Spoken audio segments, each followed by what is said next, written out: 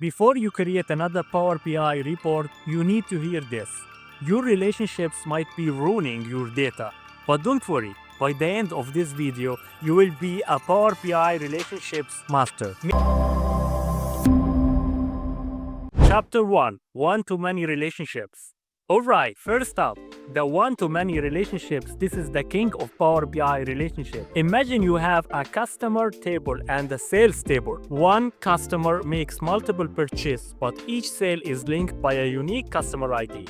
That's a one-to-many relationship. Why is this important? It lets you sum, count, and group data easily. Perfect for fact and dimension table. Helps Power BI keeps your data clean. Want better dashboard? Stick to one-to-many. Chapter 2: One-to-one relationships.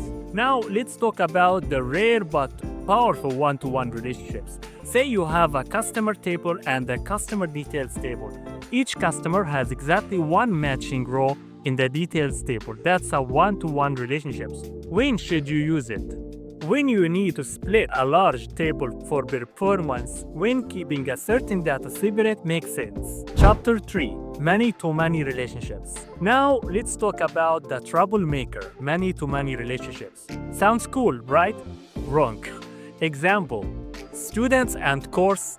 Each student can take multiple courses and each course has multiple students. This gets messy. The problem: duplicates everywhere, confusing data, slower reports. The fix: use a bridge table. Instead of linking students and courses directly, create a table with just student ID and course ID. This converts that nasty many-to-many data into two clean one-to-many relationships. Remember, if you are using many-to-many too much, your data model needs a rethink. Bonus: cross-filter. Directions and best practices. How should your filters flow? Single direction, best for most cases, keeps things fast. Post direction, only use if absolutely necessary. It can slow things down. A quick best practices. Favor one-to-many relationships. Whenever possible, avoid many-to-many unless you have to. Simplify your relationships, keep it clean, organize, and document your model. And that's how you master relationships in Power BI.